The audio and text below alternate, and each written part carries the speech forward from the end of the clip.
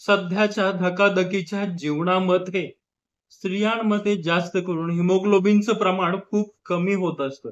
तर हेच हिमोग्लोबिनचं प्रमाण, रक्तातील हिमोग्लोबिन आपण कसं वाढवावं? आयर्न आपल्याला कशामधनं जास्त मिळणार आहे? हिमोग्लोबिन आपण कसं वाढवावं? याविषयी सविस्तर माहिती आजच्या व्हिडिओमध्ये आपण जाणून घेणार आहोत. नमस्कार, मी doctor Abhijit Kishor Pawar, Sai Shraddha hospital, Lasur station, doctor Abhis clinic या युट्यूब चॅनल मध्ये आपलं स्वागत आहे. तर आजच्या व्हिडिओमध्ये आपण बघूयात की आपलं रक्तातील हिमोग्लोबिन आपण वाढवण्यासाठी नेमकं काय केलं पाहिजे, कोणता आहार आपण फॉलो केला पाहिजे. तर चला आपण चालू करूयात आपला व्हिडिओ. तर सकाळी उठल्यानंतर आपल्याला नॉर्मल पाणी प्यायचं आहे किंवा कोमट पाणी तुम्ही सेवन त्याचं करू शकता.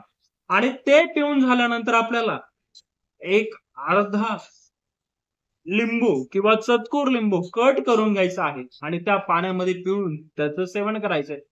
किंवा मग आपण लेमन ज्यूस म्हणजेच लिंबाचा रस घेऊ शकतो, आवळ्याचा रस घेऊ शकतो. कारण याच्यामध्ये व्हिटॅमिन सी जास्त असतं आणि व्हिटॅमिन सी आपल्या शरीरामध्ये आयर्न जे शोषण्यासाठी गरजेचं असतं. त्यामुळे आपल्याला व्हिटॅमिन सी जास्त मिळवण्यासाठी आपल्याला कोमट पाण्यासोबत लिंबाचा रस किंवा आवळ्याचा रस घ्यायचा. त्यानंतर येऊयात आपण नाश्त्याकडे.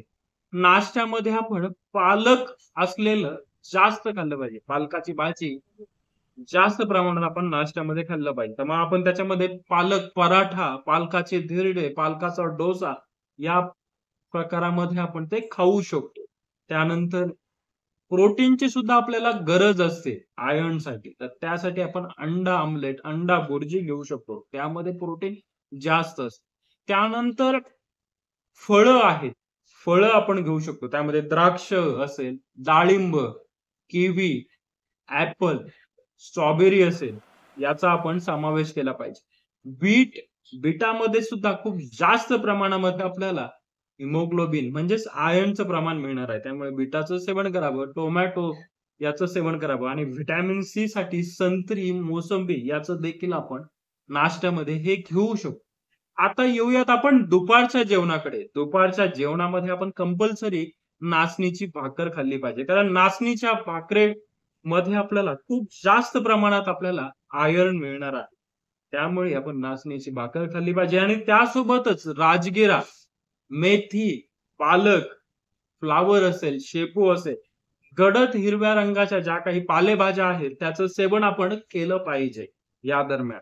याने आपलं आयर्न वाढणार आहे आणि हिमोग्लोबिन वाढण्यास नक्कीच मदत होणार आहे. त्यामुळे नाचणीची भाकर आपल्याला कंपल्सरी खायची आणि त्यासोबतच गडद हिरव्या रंगाच्या ज्या काही पालेभाज्या आहेत, त्याचं देखील सेवन करायचं. आता संध्याकाळची वेळ आहे. एक 4:30-5 नंतर आपल्याला थोडीशी भूक लागते. तर त्यावेळेस आपण काही स्नॅक्स घेत असतो. तर त्या स्नॅक्समध्ये आपण शेंगदाण्याची चिक्की घेऊ शकतो. काळे तीळ किंवा तिळाची चिक्की घेऊ शकतो. सूर्यफुलाच्या बिया आपण खाऊ शकतो. बदाम, काजू, भोपळ्याच्या बिया असतात त्या आपण खाऊ शकतो. आणि एक गुळापासून बनवण्यात येणारा सांजा असेल किंवा शिरा असेल, गुळापासून बनवलेला. कारण गुळामध्ये आयर्नचं प्रमाण जास्त आहे. त्यामुळे गुळापासून बनवलेला सांजा आपण संध्याकाळच्या वेळेला एक बदल म्हणून जर आपल्याला खायचा असेल, स्नॅक्सच्या व्यतिरिक्त इतर काही गोष्टी खाण्याचा वाटत असेल, तर त्यावेळेस आपण ते घेऊ शकतो.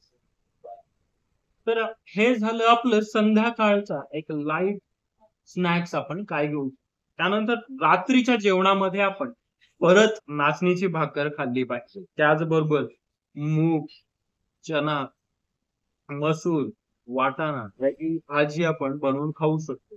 त्यानंतर मूग डाळाची खिचडी आपल्याला अगदीच हलकं खायचं आहे. तर आपण मूग डाळाची खिचडी खाऊ शकतो. डाळीचा सूप घेऊ शकतो रात्रीच्या वेळेस डिनरमध्ये. पण नाचणीची भाकर आपल्याला खायची आहे आपल्याला आयर्न वाढवण्यासाठी. तर हा डायट आपला एक इन जनरल डायट पाहिजे हिमोग्लोबिन वाढवण्यासाठी प्रत्येक स्त्रीचा. आता काही टिप्स आहेत की त्या फॉलो केल्या पाहिजे आपण.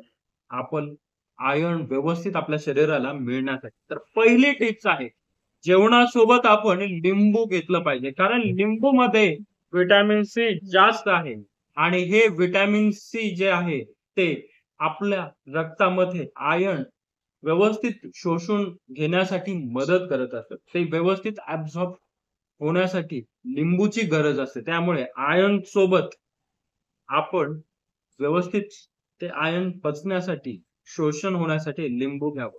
त्यानंतर जेवण बनवताना लोखंडाचे जे काही भांडे आहेत त्याचा वापर करा. त्यामधनं सुद्धा आपल्याला आयर्न मिळेल आहे. त्यानंतर पाणी पिताना तांब्याच्या भांड्यामध्ये रात्रभर पाणी ठेवून ते ते जर आपण सकाळी उपाशी पोटी उठल्यानंतर पिलं, तर त्याने सुद्धा आपलं आयर्न वाढण्यास मदत होणार आहे.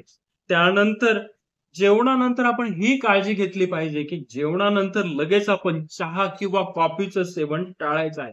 कारण याच्यामध्ये कॅफीन नावाचा घटक असतो आणि हा कॅफीन नावाचा घटक आपल्या आयर्न व्यवस्थित शोषू देत नाही. त्याचं ॲब्झॉर्प्शन व्यवस्थित होत नाही. त्यामध्ये प्रॉब्लेम होत असतो. त्यामुळे जेवणानंतर कॉफी किंवा मग चहाचं सेवन आपण टाळायला हवं. त्यानंतर आपण जेवणानंतर कॅल्शियमच्या गोळ्या लगेच खायला नको आणि कॅल्शियम आणि आयर्न आपण सोबत कधीच घ्यायचं नाही. त्याच्यामध्ये आपल्याला एक 2 ते 3 तासाचा अंतर ठेवायचं आहे. त्यामुळे कॅल्शियम आणि आयर्न घेत असताना त्या दोन्ही औषध तुम्ही सोबत घेऊ नका. एक तर तुम्ही रात्रीच्या वेळेला आयर्न घेऊ शकता किंवा मग सकाळच्या वेळेला आयर्न घेऊ शकता आणि दुपारी एक 2 तासाचं अंतर आपण आयर्न आणि कॅल्शियम सप्लिमेंट घेताना ठेवायचं आहे. तर हे जनरलाइज आहार आहे. ह्या आहाराद्वारे आपण आपल्या रक्तातील हिमोग्लोबिन वाढवू शकतो. आपल्याला जर हा व्हिडिओ आवडल्यास या व्हिडिओला लाईक करा. हा व्हिडिओ माहितीपूर्ण असल्यामुळे जास्तीत जास्त शेअर करा आणि आपण आणखी माझं YouTube चॅनल डॉ. अभीस क्लिनिकला सबस्क्राईब केलं नसेल तर जरूर सबस्क्राईब करा.